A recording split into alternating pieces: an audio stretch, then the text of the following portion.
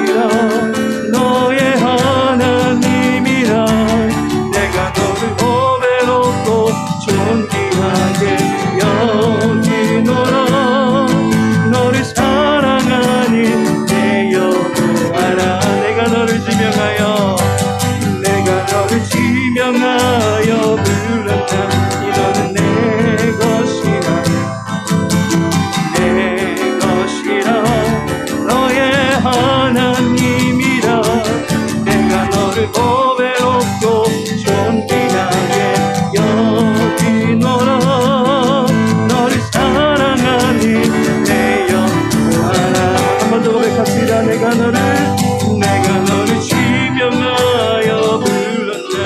너는 내 것이라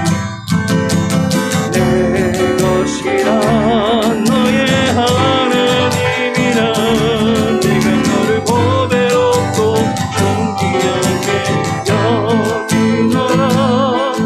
너를 사랑하니 내 영원하라. 다 같이 묵도 드리시겠습니다.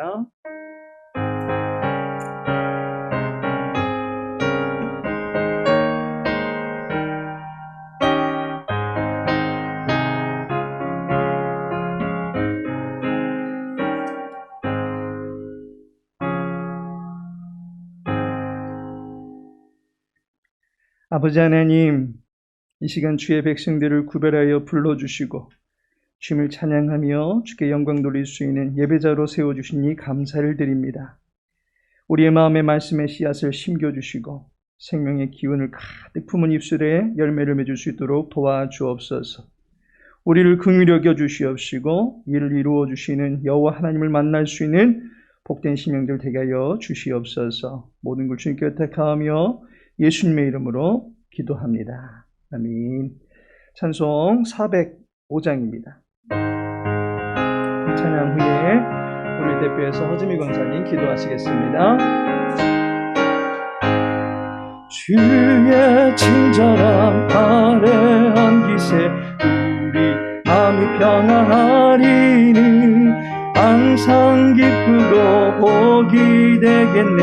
영원하신 발의 한기세 주의 발에 크신 발의 한기세 주의 발에 영원하신 발의 한기세 날이 갈수록 주의 사랑이 그 광명하게 비치고 천성가는 길 연히 가리니 영원하신 발의 한기세 주의 아래 크신 발의 한기세 주의 아래 영원하신 발의 한기세 주의 보좌로 나아갈 때에 찬미소리 외치고 겁과 두려움 없어지리니 영원하신 발의 한기세 주의 아래 크신 발의 한기세 주의 아래 영원하신 발의 한기세.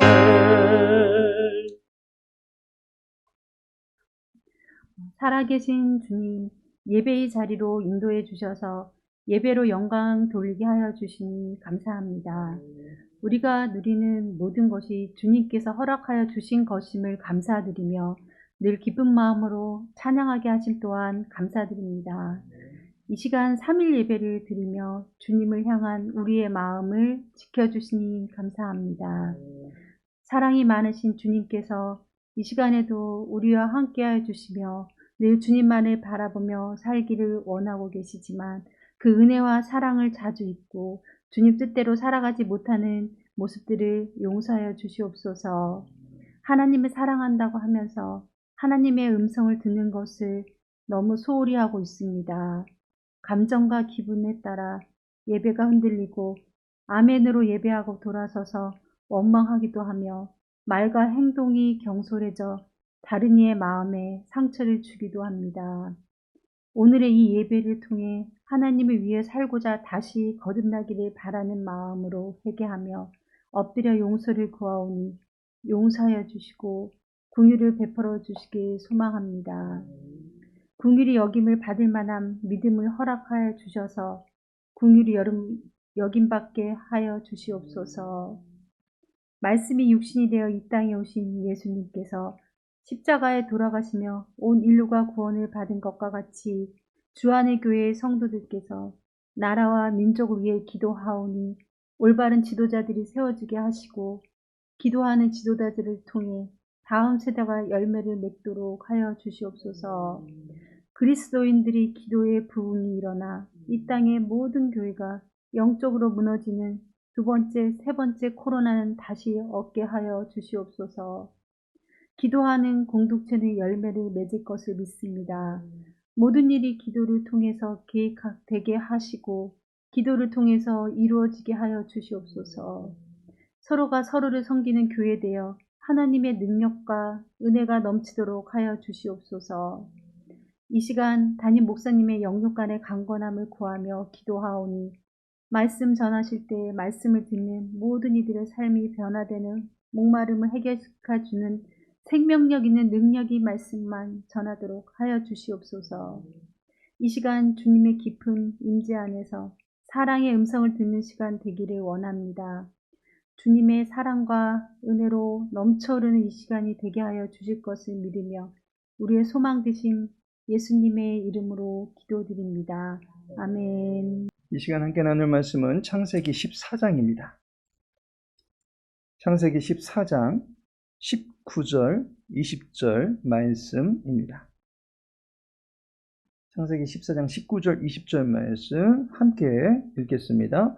그가 아브라함에게 축복하여 이르되 천지의 주제이시오 지극히 높으신 하나님이여 아브라함에게 복을 주옵소서.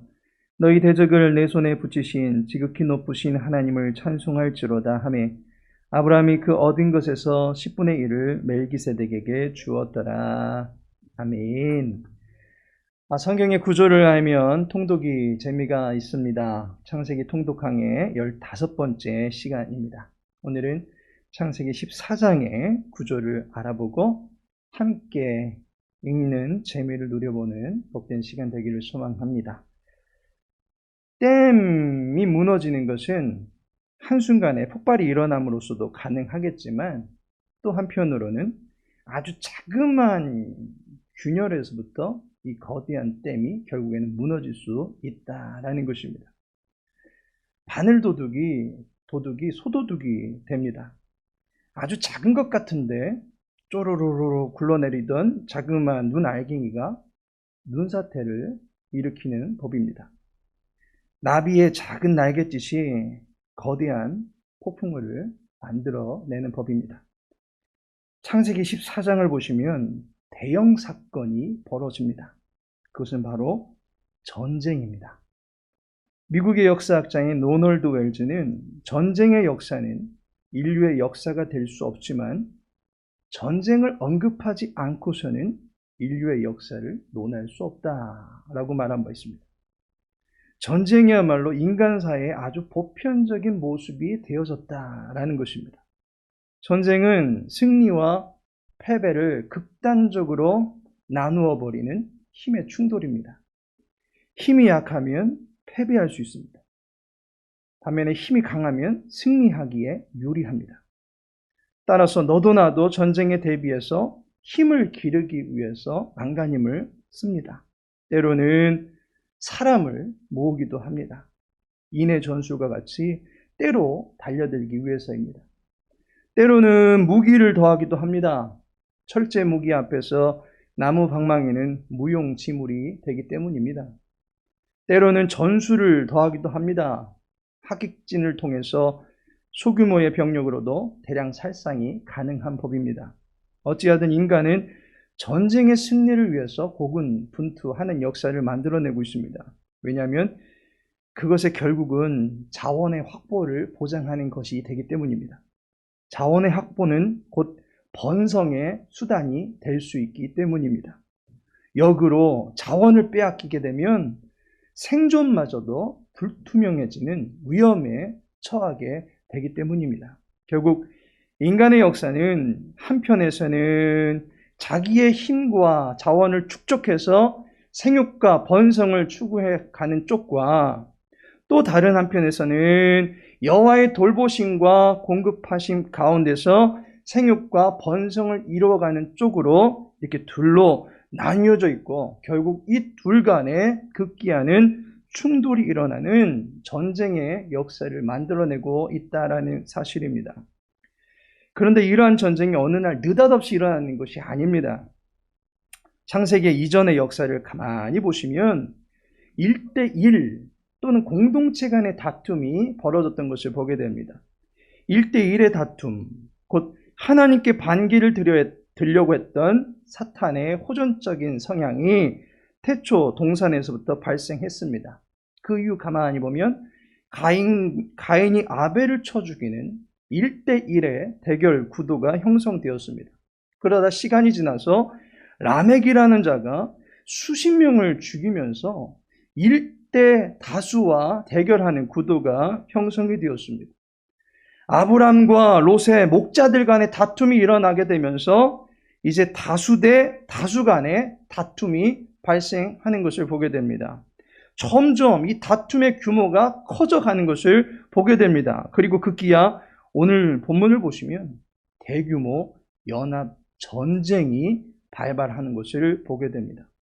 창세기 14장은 미움, 질투의 수준을 넘어서 이제 점점 그 모든 죄의 수준들이 커져서 다툼과 폭력, 그리고 이제 그 수준까지도 뛰어넘어서 전쟁을 일으키는 그런 역사에 다다르는 것을 우리들에게 보여주고 있습니다.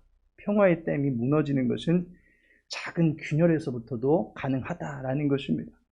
미움과 살인이라고 하는 아주 자그마한 것이 어느새 엄청난 격돌을 일으키는 전쟁 역사의 서막을 열고 있는 것을 보게 됩니다. 전쟁의 시작을 보여주는 창세기 14장의 이야기를 오늘 함께 살펴보고자 합니다. 그렇다면 창세기 14장은 어떤 구조로 형성되어 있습니까? 이 14장은 전쟁의 시작을 알려주고 있는 책입니다. 따라서 2장의 구조를 전쟁과 관련해서 다음과 같이 나눠볼 수 있습니다. 창세기 14장은 전쟁과 평화라고 하는 두 개의 단락으로 나누어 살펴볼 수가 있습니다. 1절부터 16절까지가 세상 왕들과의 전쟁, 그리고 하나님의 전쟁을 다루고 있는 전쟁편입니다.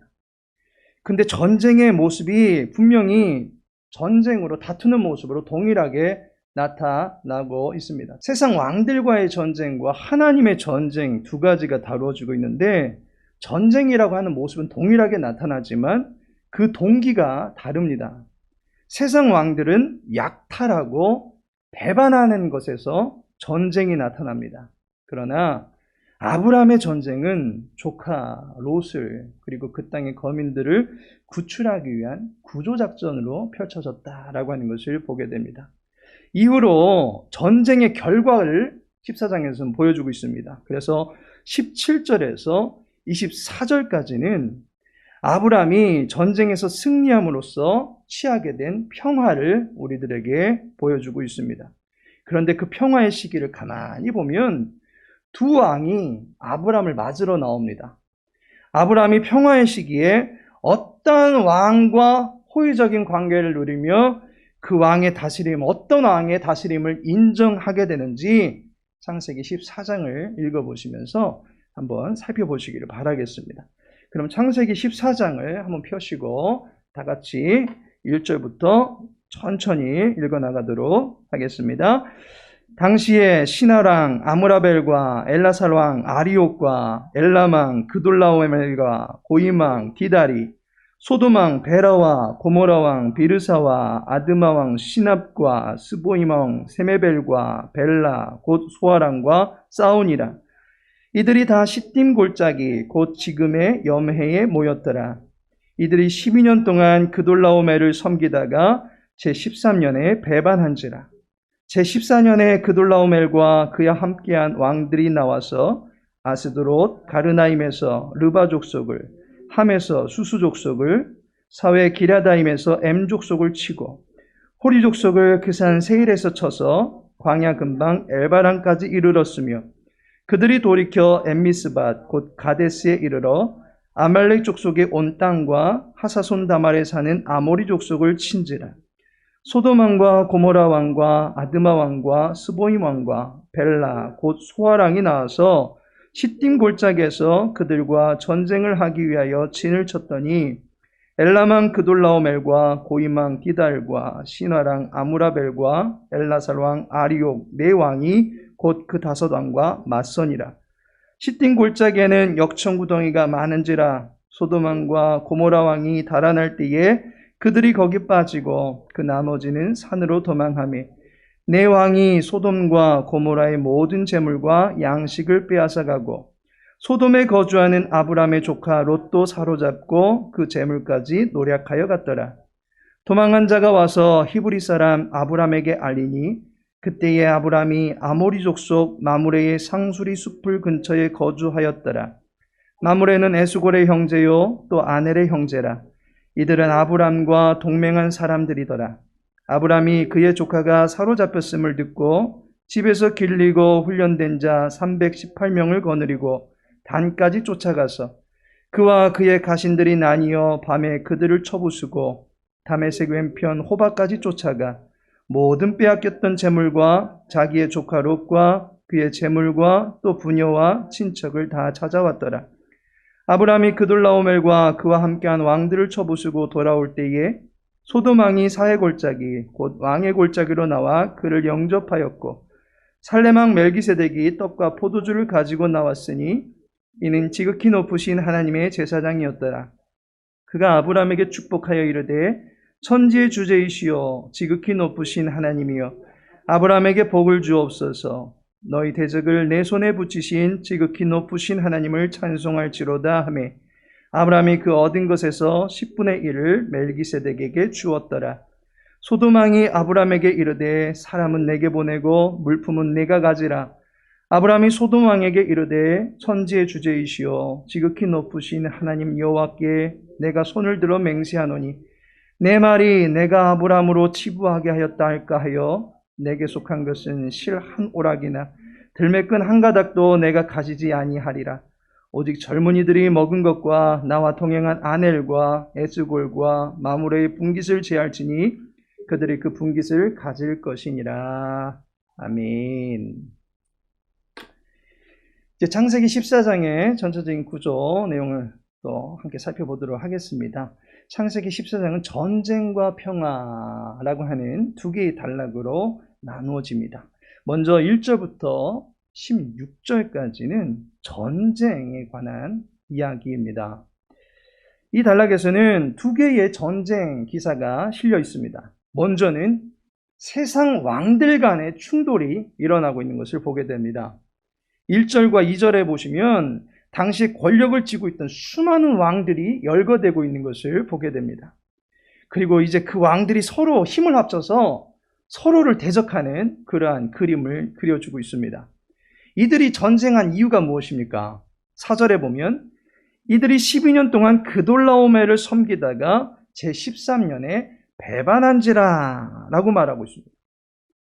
그돌라오멜이라고 하는 이름은 그돌이라고 하는 이 종이라고 하는 뜻이 있고 그로 인해서 신의 종, 신의 하수인이라고 하는 그런 의미를 지니고 있는 이름입니다. 그렇다면 신의 하수인으로서 제일된 위치를 차지하고 있던 당시 동방 여러 나라들의 우두머리가 바로 그돌라오멜이었다라고 하는 것을 알게 됩니다.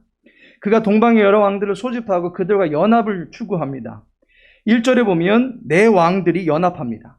그리고 2절에 나오는 배반한 5 왕들의 연합군을 대적하려고 쳐들어갑니다. 5 왕들은 원래는 그돌라오멜이라고 하는 이 동방의 이 왕을 섬기고 있었습니다. 섬긴다 라고 하는 이 말은 말하다와 일하다 라고 하는 두 가지 의미를 지니고 있습니다. 따라서 그돌라오멜을 섬겼다 라는 말에는 그 왕의 말을 따랐다 라는 의미가 있고 또 한편으로는 왕에게 물질적인 봉사를 하면서 일종의 세금을 지불했다, 왕을 위해서 일했다 라고 하는 의미를 담고 있는 것입니다. 그런데 이 소돔을 비롯한 서편의 5 왕이 이 섬김을 이제 그만두기로 작정한 것입니다. 배반하기로 작정한 것입니다. 그돌라오멜을 따르지 않기로 했다는 것입니다. 이로 인해서 동편의 왕들과 서편의 왕들 간의 전쟁이 이제 벌어지게 되는 것입니다. 화면에 나타난 지도를 보시면 여러분들 보시는 방향에서 오른쪽이 바로 동편의 네 왕들이 있는 곳입니다. 그리고 왼편이 바로 서편의 5 왕들, 배반한 왕들이 모여있는 그곳입니다. 거리가 꽤 있는 곳임에도 불구하고 이들 지역에까지 이 동편에 있는 네 왕들이 계속적으로 쳐들어오고 있는 그림을 이 창세기 14장이 보여주고 있습니다. 그만큼 이 먼 거리를 원정을 해도 그 힘이 결코 약하여지지 아니하는 매우 강력한 연합군들이다라고 하는 것을 보여주고 있습니다. 그런데 이들에게 반기를 들었다라고 하는 것이 무엇을 말해주는 것이겠습니까? 이 5 왕들의 그 마음에는 이제 우리도 만만치 않은 존재가 되었다라고 여긴 것입니다. 우리는 조금만 힘을 갖게 되면 다 가진 채, 아는 채, 있는 채 하지 않습니까? 소돔 왕도 이와 비슷한 마음을 먹게 되었던 것입니다. 지난주에 아브라함과 롯의 다툼을 기억하십니까? 아브라함이 재물과 소유가 많아졌는데 동시에 롯도 양과 소와 장막이 있으므로 라고 창세기 13장에서 말해줌으로써 2 사람이 거의 비등비등한 힘을 가지고 있는 상태가 되었다라고 하는 것을 보여주었습니다. 그때 롯도 내 나름대로도 힘을 갖추었다라고 본 것입니다. 그래서 숙부 아브라함을 주저없이 떠날 수 있었던 것입니다. 숙부를 따라다니면서 이제 졸개 노릇하지 않겠다라는 것입니다. 자기의 살 길은 알아서 정하고 알아서 살겠다라면서 숙부를 떠난 것입니다. 이러한 본성이 왜 롯에게만 있겠습니까? 당시에 수많은 사람들이 이러한 마음을 가졌을 것이고 사람들을 거느렸던 왕들도 내가 누구 밑에 있겠냐, 더 이제 우리 스스로 더 화려한 제국을 이루고 살아가자라고 하는 그런 마음들을 가지고 있었을 것입니다. 결국 동편의 왕과 서편의 왕들 간의 전쟁이 벌어집니다. 연합대전이 벌어집니다. 이 전쟁이 성경이 말해주고 있는 최초의 전쟁입니다. 이 전쟁에서 소돔의 왕과 함께한 연합군이 어떻게 됩니까? 대패하게 됩니다. 그 결과를 10절이 말해줍니다. 소돔 왕과 고모라 왕이 달아날 때에 정면으로 맞섰다가 이제 뒤를 보이며 꽁무니를 빼면서 달아날 수밖에 없었던 것입니다. 전쟁의 패함은 결국은 명예가 땅바닥에 추락하는 수준에까지 이르게 되는 것입니다. 11절에 보면 내 왕이 소돔과 고모라의 모든 재물과 양식을 빼앗아가고 명예만 뺏기는 것이 아니라 모든 자원들을 다 빼앗기는 수준에까지 이르게 됩니다. 자원은 물질만 말하지 않습니다. 12절에 보시면 소돔에 거주하는 아브라함의 조카 롯도 사로잡고 그 재물까지 노력하여 갔더라. 사람도 사로잡혀 가게 됩니다. 전쟁에서 패하면 모든 자원과 인명까지도 승리한 측에 모조리 빼앗기게 되는 것입니다. 문제는 아브라함의 조카 롯이 잡혀가고 말았습니다. 이 소식을 듣게 된 아브라함이 13절에 보니까 마므레는 에스골의 형제요 또 아넬의 형제라 이들은 아브라함과 동맹한 사람들이더라 라고 말하고 있습니다. 아브라함이 신속하게 동맹군을 이끌고서 롯을 구출하러 가게 됩니다. 5개의 연합군이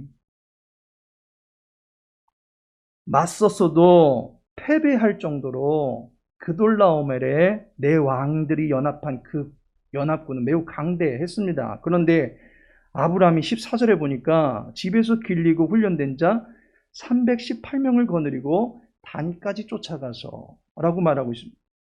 318명을 거느리고 전쟁에 임했다라는 것입니다. 이건 승산이 있는 전쟁이 아닙니다. 그런데 15절에 보시면 밤에 그들을 쳐부수고라고 말합니다. 밤이라고 하는 야밤을 이용해서 318명의 군사가 기습작전을 펼치게 된 것입니다. 그 결과 아브라함이 일으켰던 전쟁은 어떻게 됩니까? 16절에 모든 빼앗겼던 재물과 자기의 조카 롯과 그의 재물과 또 부녀와 친척을 다 찾아왔더라 라고 말하고 있습니다. 세상의 왕과의 전쟁 그리고 아브라함의 전쟁을 이렇게 요약해 볼 수 있습니다. 12절에 사로잡고 그 재물까지 노력하여 갔더라. 반면에 16절에 보면 다 찾아왔더라 라고 이 전쟁이 대조되고 있습니다. 아브라함의 전쟁을 두고서 기드온의 300명의 군사들이 야밤에 기습작전을 펼친 그 사건이 기억나지 아니하십니까? 그 전쟁은 여호와께서 가르치시기를 전쟁은 사람의 머릿수, 군사의 수에 있는 것이 아니라 여호와께 있는 것이다 라고 가르쳐준 전쟁이었습니다. 마찬가지로 아브라함이 일으킨 전쟁은 실질적으로 군사력이나 전력면에서 볼 때 4개의 연합군을 상대하기엔 너무나도 역부족이었던 것이 사실이었지만 여호와 하나님께서 그 전쟁을 지휘하셨다라고 하는 것을 우리들에게 가르쳐 주는 것입니다. 여호와 하나님은 노력과 약탈의 신이 아니라 구원과 회복의 신이시다라고 하는 것을 아브라함으로 하여금 알게 해 주신 것입니다. 세상의 모든 것이 우리의 모든 것을 약탈해 간다 할지라도 여호와 하나님이 이끄시는 여호와의 군대에게는 모든 것을 수복하시고 회복하시고 채워주시는 하나님이시다라고 하는 것을 이 전쟁을 통해서 우리들에게 가르쳐 주는 것입니다. 세상살이 전쟁 같으시지요? 우리 여호와 하나님께서 세상살이 속에서 우리의 에너지와 자원을 빼앗기며 수탈당하는 삶을 살아가게 놔두시지 아니하고 모든 것을 수복하고 회복하고 공급해 주시는 그 은혜 안에 살게 해 주실 줄로 믿습니다. 그러기에 세상살이 속에서도 우리를 채워주시는 또 승리케 하시는 그 여호와 하나님을 의지하며 가실 수 있는 주의 백성 되어지기를 예수님의 이름으로 축복합니다. 두 번째로는 평화의 내용을 다루고 있습니다.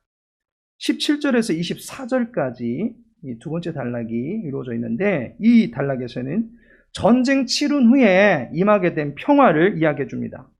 그런데 이 평화가 이루어진 후에 아브라함에게 공교롭게도 두 왕이 찾아옵니다.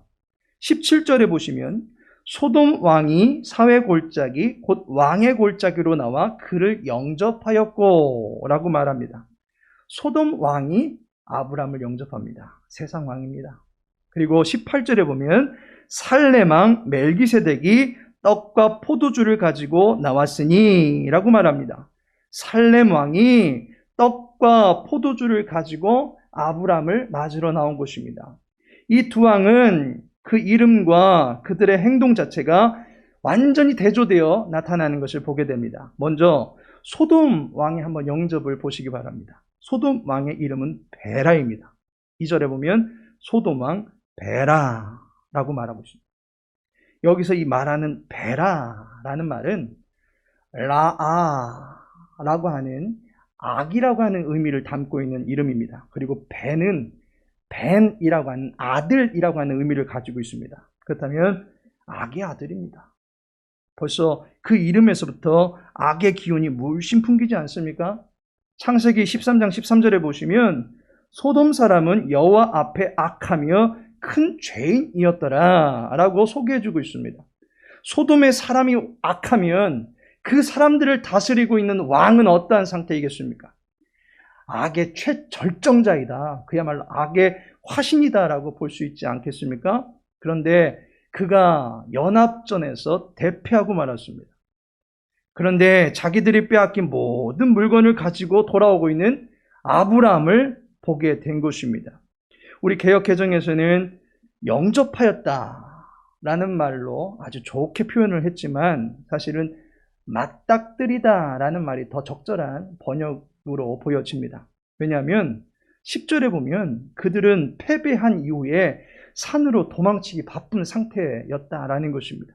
그런 그가 아브라함이 돌아올 때에 아브라함과 맞닥뜨리게 되었다라고 하는 그런 표현을 쓰는 것이 더 적절한 묘사인 것 같습니다. 아브라함의 승리를 축하하면서 그를 축하해주기 위해서 의도적으로 나온 것이 아니다라는 것입니다. 도망쳐서 숨어 있다가 형세가 잠잠해지니까 아브라함을 만나러 끼웃끼웃 나오게 된 것입니다. 악인은 누가 잘하는 것 인정해 줍니까? 끌어내기 바쁜 것이 악인입니다. 시기하고 질투하고 모함하고 비난하고 평가절하하고 등등 그것이 악인의 본성입니다. 자신들은 5제국의 연합을 했음에도 불구하고 적들 앞에 완전히 깨지고 왔는데 아브라함이 318명과 함께 승리를 하고 돌아오는 것이 인정이 되겠습니까? 때문에 소돔 왕이 아브라함을 축하해 주기 위해서 나온 것이 아니라 도망쳤다가 슬금슬금 기어 나오다가 아브라함과 맞닥뜨리게 되었다라는 것입니다. 그런데 가만 보아하니까 아브라함이 가져온 전리품들이 자기네 백성들이고 자기네 땅의 물건들인 것을 알게 됩니다. 그때 그가 어떻게 합니까? 21절에 보면 소돔 왕이 아브라함에게 이르되 사람은 내게 보내고 물품은 내가 가지라 라고 말합니다. 자신이 아브라함에게 지금 요구할 입장이 아닙니다. 그런데 그의 당돌함을 한번 보시기 바랍니다. 왜 동편의 왕들과 이제 전쟁이 일어났는지 알만한 대목입니다. 아주 허세가 대단하고 곧 죽어도 방금 전엔 도망치던 그 모습을 감추고서는 왕으로서 폼을 잡기에 급급합니다. 재물은 수고했으니 가져라 라는 그러한 시기입니다. 이때 아브라함이 23절에 네게 속한 것은 내가 가지지 아니하리라 라고 말합니다. 왜 그렇습니까? 네가 나를 부하게 만들어줬다고 허세를 펼까봐 그렇다라는 것입니다. 아브라함이 사람을 참 잘 봅니다. 소돔 왕의 실체를 보게 된 것입니다. 그런데 살렘 왕 멜기세덱도 아브라함을 영접하러 나옵니다. 근데 그의 영접하는 자세는 다릅니다. 떡과 포도주를 가지고 나와서 아브라함을 맞이합니다. 그리고 그의 배후에 지극히 높으신 하나님이 계시다라는 것을 알려주고 그분의 권세를 빌어서 아브라함을 축복해 주는 것을 보게 됩니다. 18절, 19절, 20절, 22절 계속해서 반복되고 있는 말이 지극히 높으신 하나님이라는 것입니다. 멜기세덱은 그 이름의 뜻을 보면 멜기세덱, 의의 왕이라고 하는 의미입니다. 그리고 18절에 보면 그를 살렘 왕이라고 소개하고 있습니다. 살렘은 우리 살롬이라고 인사하듯이 평강이라고 하는 의미를 가지고 있습니다. 평강과 의의 왕이 아브라함을 축복하되 지극히 높으신 하나님의 이름으로 축복해주고 있습니다. 전쟁의 승리가 지극히 높으신 하나님 때문에 주어진 것이다 라고 고백하면서 하나님을 찬양하고 있습니다. 이에 대해 아브라함이 그에게 11조를 드립니다. 대적에게서 얻은 전리품의 11조를 드림으로써 이 전쟁의 승리가 여호와께로부터 주어진 것이다 라고 하는 것을 인정하고 또한 승리를 주신 여호와 하나님을 찬양하고 감사하는 표를 보여주고 있는 것을 보게 됩니다. 우리는 여기서 11조의 용도가 무엇인지 알게 됩니다. 11조의 용도 첫 번째는 여호와의 지극히 높으신 권세를 인정하는 것입니다. 여호와 때문에 살고 죽을 수 있다라고 하는 것을 인정하는 것입니다. 또한 두 번째로 11조 안에는 감사의 의미가 담겨져 있습니다. 살게 해주시고 승리케 해주신 것에 대한 감사를 11조를 통해서 표현하는 것입니다. 이처럼 11조는 찬양과 감사의 의미를 담고 있습니다. 우리를 살게 하신 하나님, 그리고 삶 속에서 기쁨을 경험케 하신 하나님께 자기 삶의 일부를 구별하여 드림으로써 나의 전부가 다 하나님의 것입니다 라고 하는 것을 인정하는 상징적인 예식이 바로 11조를 드리는 것입니다. 상징적인 예물이 되는 것입니다. 하나님께서 사랑하시는 성도 여러분, 이 마지막에 나타난 소돔 왕과 살렘 왕의 등장에 대해서 아브라함이 어떻게 그 입장을 보였는지를 다시 한번 묵상해 봤으면 좋겠습니다. 악한 왕은 허세에 사로잡혀서 마치 자신이 아브라함에게 선심을 베푸는 것처럼 행사하고 있습니다. 자신의 것이 아님에도 불구하고 자기 멋대로 가지라 마라 합니다. 배반의 정사를 펼침으로 자신의 통치하에 있는 수많은 백성들을 사지로 몰아넣고서는 그들의 운명은 다시금 자기 손에 거머쥐려고 합니다. 놓아주지 않으려고 합니다. 아브라함은 그의 선심을 이런 지하에 거절하고 있습니다. 그가 자신을 살리는 존재가 아니다라는 것입니다. 그가 비록 왕이라 할지라도 그의 다스림을 받고 있는 존재가 아닌 나는 거룩한 나그네이다 라고 하는 것을 분명하게 보여주고 있는 것입니다. 반면에 살렘 왕의 고백에 대해서 아브라함이 함께 동참하고 있는 것을 보게 됩니다. 지극히 높으신 하나님이 자신을 다스리시는 참된 왕이심을 물질을 드림을 통해서 고백하고 마음을 다해서 인정하고 있는 것을 보게 됩니다. 시편 1편에 보면 복 있는 사람은 악인들의 꾀를 따르지 아니하며 죄인들의 길에 서지 아니하며 오만한 자들의 자리에 앉지 아니하고 라고 말씀하고 있습니다. 아브라함은 복 있는 사람입니다. 설 명절 마지막 날에 나눈 말씀을 통해서도 전해드린 바 있습니다. 여호와께서 아브라함에게 복을 주시기로 약속하신과 함께 그 약속을 성취해 주셔서 그가 복이 되게 하셨고 후일에는 복을 나누는 사람이 되게 해주셨습니다. 아브라함은 복받은 사람입니다. 복 있는 사람입니다. 그 복의 원천이 되시는 여호와 하나님이 그의 복을 보장해 주신다라고 하는 것을 아브라함은 전쟁을 통해서 철저하게 깨닫게 되었습니다. 따라서 악인의 재물에 마음을 기울일 필요가 없습니다. 전쟁을 통해서 얻어진 재물들의 마음을 기울일 필요가 없습니다. 악인의 선심에 장단을 맞출 필요가 전혀 없습니다. 그가 여호와를 향해서 자기의 신앙을 고백합니다.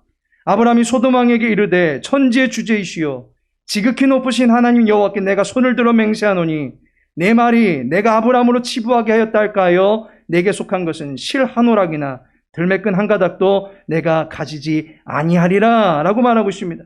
자신의 먹고 마시고 입을 것들은 오직 지극히 높으신 여호와 하나님께서 공급해 주시는 것이지 소돔 왕의 얄팍한 술수에 의해서 덧입혀지고 배부르게 되는 것이 아니다 라고 하는 것을 분명하게 선언하고 있는 것입니다. 에베소서 1장 3절에 보니까 찬송하리로다 하나님 곧 우리 주 예수 그리스도의 아버지께서 그리스도 안에서 하늘에 속한 모든 신령한 복을 누구에게 주시되 우리에게 주시되 라고 말씀하고 있습니다. 성도 역시도 아브라함과 동일하게 여호와 하나님께서 모든 성도의 복의 모체가 되어주시고 이제는 그리스도 예수를 통해서 우리에게 사라지지 아니하는 깨끗하고 영원한 복을 주셨습니다. 이 복을 성도도 누리면서 살고 있기 때문에 우리는 그 어떤 것에도 한눈을 팔 필요가 없다는 것입니다. 세상에 불의한 재물이 아니라 예수의 이름으로 살고 수고함 속에서 자족함과 감사함으로 살아가면 되는 것입니다. 세상의 명예에 들뜨고 우쭐댈 것이 아니라 지극히 높으신 하나님이 나와 함께 하시고 나의 삶의 승리의 길을 들게 해주셨다라는 사실을 찬양하며 그분 앞에 납작 엎드려지는 것, 그것이 성도의 기쁨인 것입니다.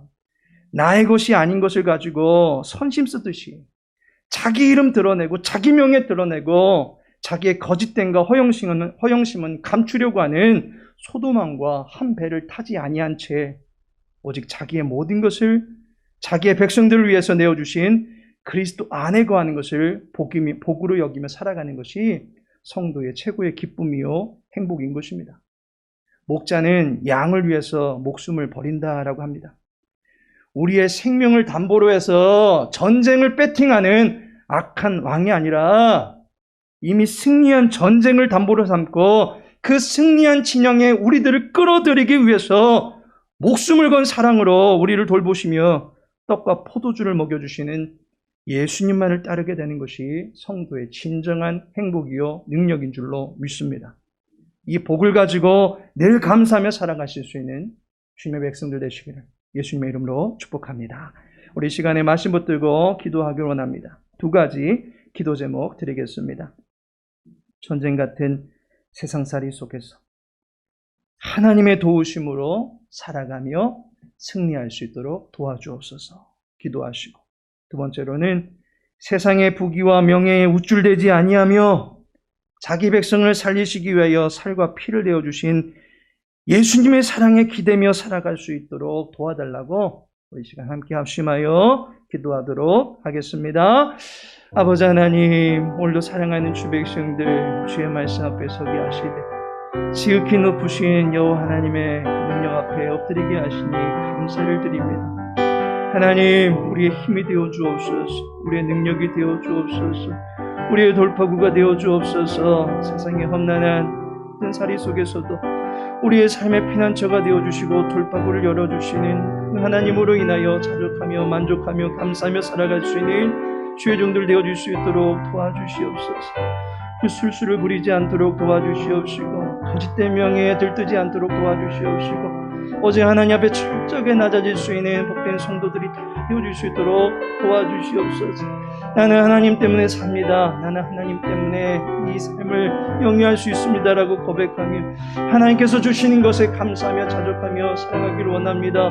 주여 우리의 인생을 책임져 달라고 고백할 때에 주님께서 능력의 팔로 우리 모든 성도님들 붙잡아 주시옵시고 주님께서 책임져 주시옵시고 그 인생 가운데 승리의 기쁨처럼 놀라운 그런 감사와 기쁨들이 넘쳐날 수 있는 주의 백성들 다 되어줄 수 있도록 도와주시옵소서. 세상에 없다는 것들을 마음 두지 않기를 소망합니다. 우리의 마음이 나뉘어지지 않기를 소망합니다. 신앙의 정절을 지켜나가기를 소망합니다. 오직 하나님께 우리의 믿음의 모든 뿌리들을 내리받게 해주시옵시고 주님 안에서 우리의 믿음의 장성함을 이루어갈 수 있도록 도와주시옵시고 그래서 날마다 하나님과 동행하며 살아가는 복된 삶을 살아갈 수 있도록 도와주옵소서. 세상살이 속에서 주눅들지 않게 없소서. 물질의 없음으로 인해서 주눅듭니까? 아버지 하나님께서 우리의 부요함이 되어주시는 줄로 믿습니다. 하나님 건강이 잃어서 또 많이 좌절하고 많이 힘이 듭니까?